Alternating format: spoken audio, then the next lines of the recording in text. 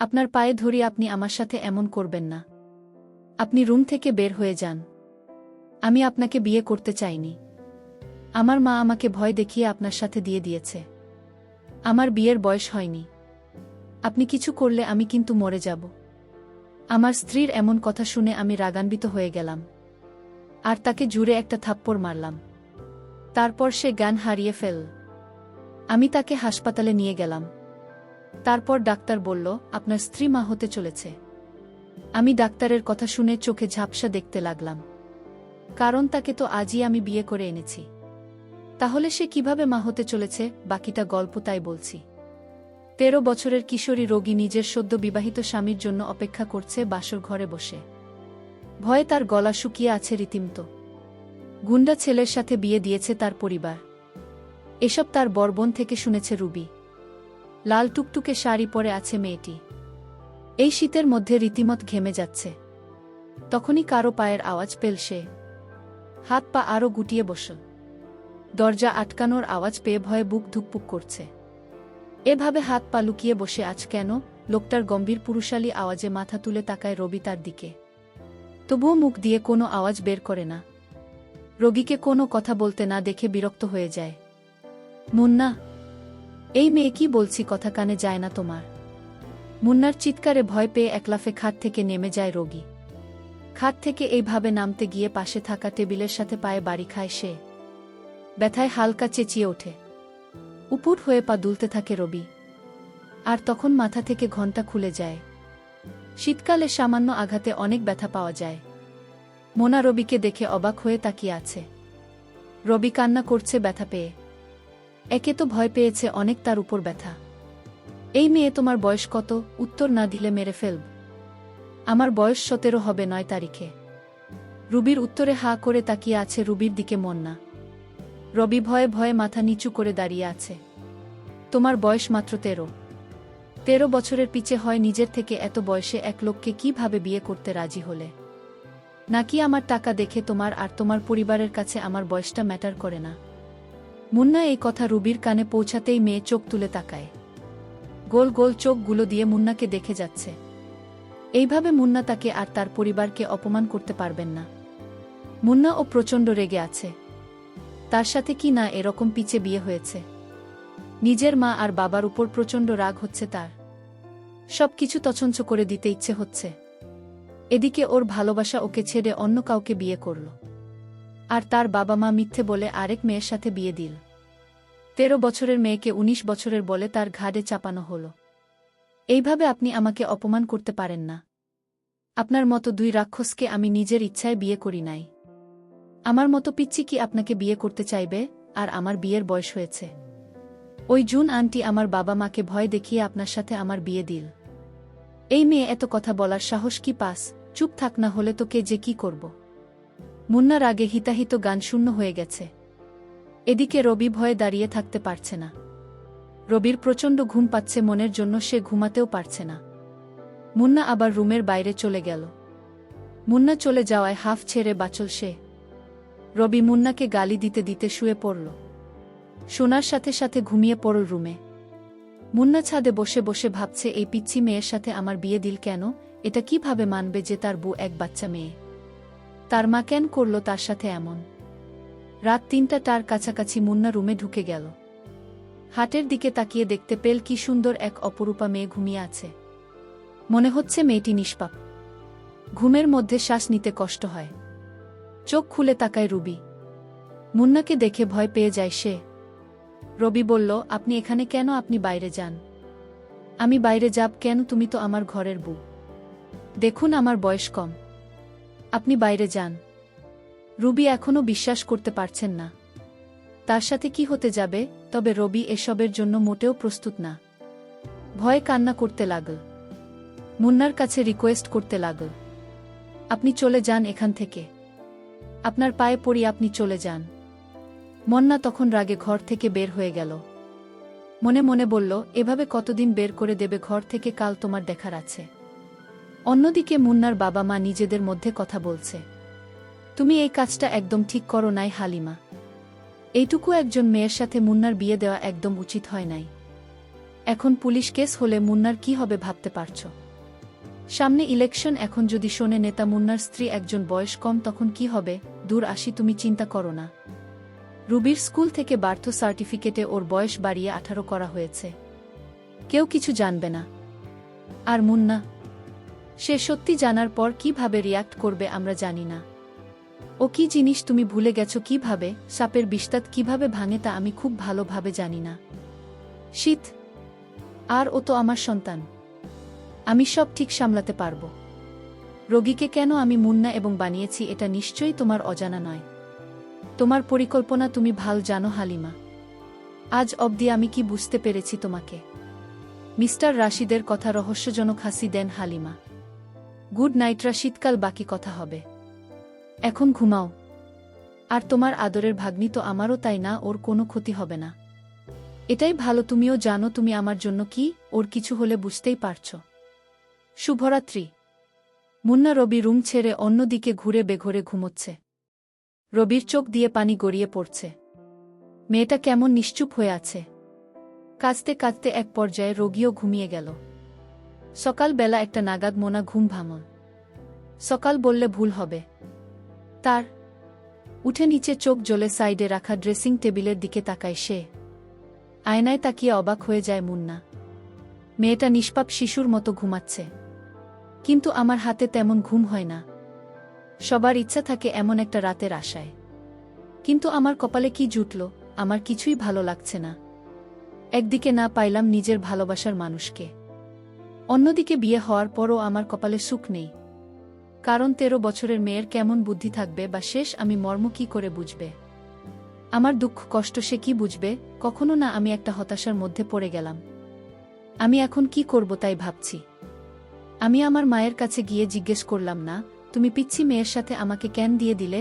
বিয়ে দেওয়ার আগে আমার মতামতের কথা তোমরা একবারও ভাবলেন না? আমার ভালোমন্দ পছন্দ অপছন্দ বলতে কিছু আছে তো? মা তখন উত্তর দিল, তোর মতো এমন বেকার ছেলের কাছে কি বিয়ে দিবে? আমি যা করেছি তা ভালোর জন্যই করেছি। মেয়েটা ভীষণ সুন্দরী, লক্ষ্মী একটা মেয়ে। মায়ের কথা শুনে আমার খুব রাগ হলো। আমি বলেছিলাম না তুমি তোমার বোমাকে নিয়ে সংসার করো, আমি আজই বাড়ি থেকে চলে যাব। কেন, তোর কি হয়েছে? বোমাকে পছন্দ হয়নি? পছন্দ হয়েছে, কিন্তু সে তো আমার কথা রাখে না। কি করে যে তোমাকে বুঝি না? তুমি আমার কষ্ট বুঝবে না মা। তুমি কি করে ভাবলে একটা অল্পবয়সী মেয়ে স্বামী মনরক্ষা করতে পারবে? সে তো সংসার কি জিনিস সেটাই ভালো করে বোঝেন না। মা তখন আমাকে সান্ত্বনা দিয়ে বলল, একটু সবুর করো, সব ঠিক হয়ে যাবে।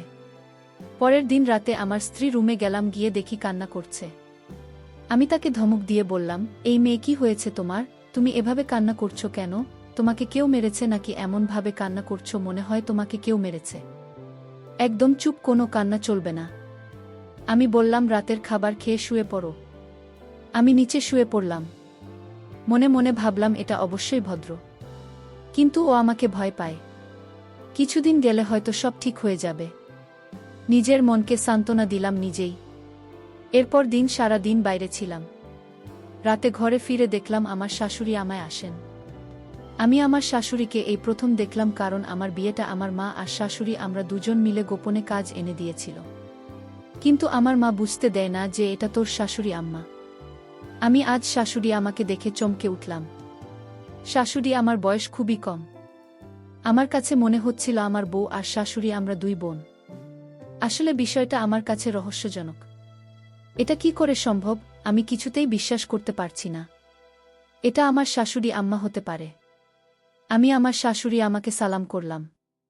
শাশুড়িমা বললেন, কেমন কাটছে তোমাদের বিয়ের জীবন? ভালো কাটছে না শাশুড়ি আম্মা আমাদের বিয়ের জীবন? আপনারা কেমন আমার কাছেই অল্প বয়সী মেয়েকে বিয়ে দিলে? যে সংসার কি জিনিস সেটাই ভালো করে বোঝেন না। আর আমারে দেখলে তো আপনার মেয়ের কান্না শুরু করে দেয়। ঠিক আছে বাবা, আমি আমার মেয়েকে আজ বুঝিয়ে সব বলে দেব। রাতে ঘরে শুনতে পেলাম আমার শাশুড়ি আর আমার স্ত্রীর মধ্যে আলাপন। আমার স্ত্রী বলল, মা তুমি এটা কি করলে? একটা বাজে ছেলের সাথে আমার বিয়ে দিয়ে দিল। আমি তাদের কথা শুনে অবাক হয়ে গেলাম। আমার কাছে মনে হলো বিশাল বড় পাহাড়টা আমার মাথায় পড়ল। আমি তাদের কথা শুনে অবাক হয়ে গেলাম। আমার স্ত্রী আমাকে বাজে বলল কেন? তার মানে সে আমাকে পছন্দ করে না? তার অনিচ্ছায় বিয়ে হয়েছে?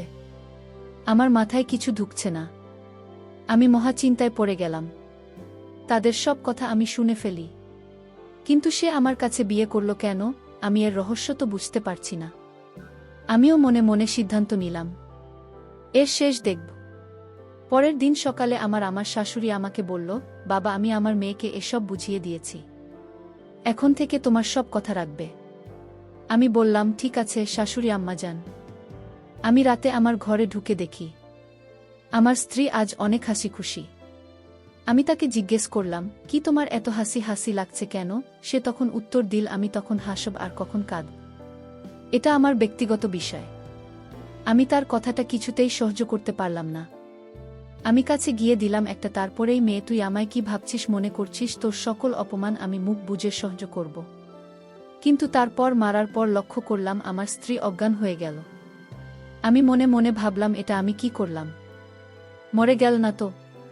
তাড়াতাড়ি হাসপাতালে নিয়ে গেলাম। তারপর ডাক্তার বলল, আপনার স্ত্রী গর্ভবতী, আপনি বাবা হতে যাচ্ছেন, মিষ্টি খাওয়ান। আমি ডাক্তারের কথা শুনে অবাক হয়ে গেলাম। আমি দু চোখ দিয়ে অন্ধকার দেখতে পেলাম।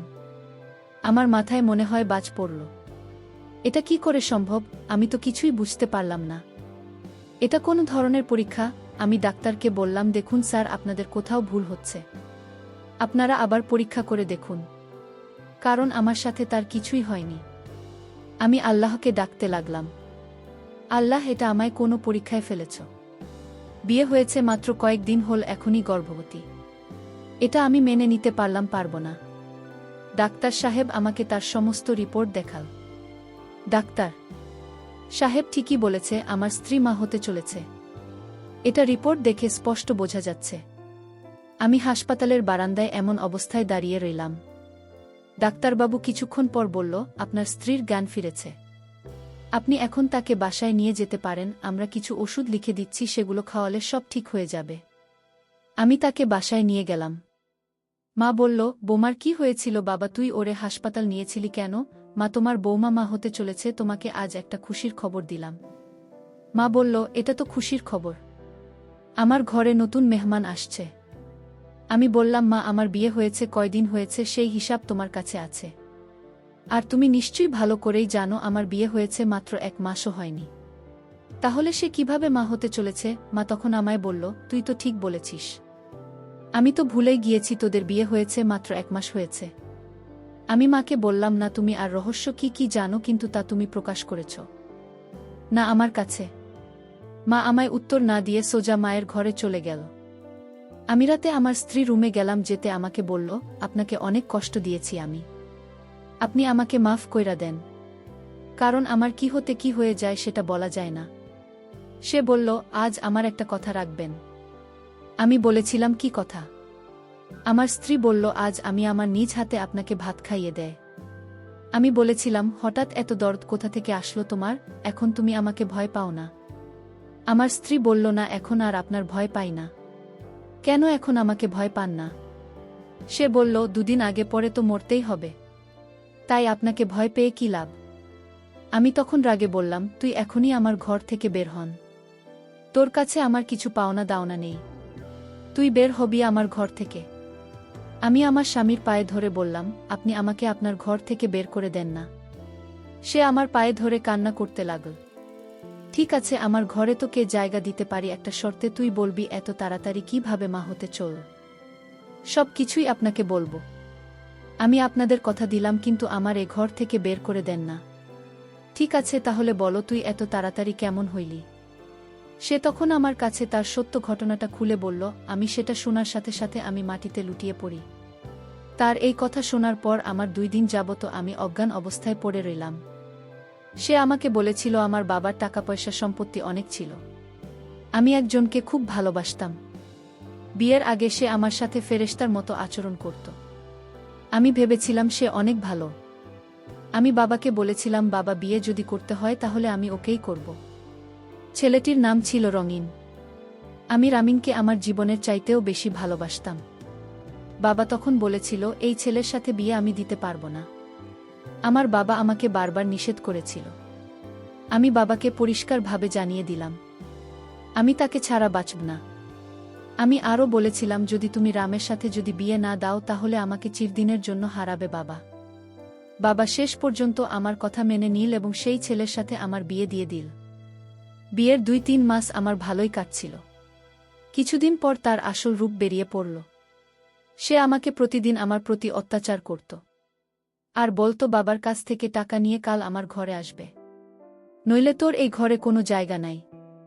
আমি বেশ কিছুদিন টাকা এনে দিয়েছিলাম, কিন্তু আমাকে খুব মারধর করত একটু কিছু হলে। পরে জানতে পারলাম ছেলেটি ভালো না। এর আগে আরও একটি মেয়েকে বিয়ে করে তার বাবার কাছে থেকে টাকা নিয়ে তাকে ছেড়ে দিয়েছে। সবাই এই ছেলেটিকে ভয় পায়, তার মুখের উপর কেউ কথা বলতে পারে না। যাকে ইচ্ছা তাকে সে নির্দ্বিধায় মেরে ফেলত। আমি তার এই চরিত্র দেখে ভাবলাম, আমিও কাকে বিয়ে করেছিস, এ তো একটা দুশ্চরিত্র। তারপর বাবা আমাকে রামের ঘর থেকে নিয়ে আসে। এটাই আমার শাস্তি। আমার বাবার কথা না শোনার কারণে আজ আমার এই অবস্থা।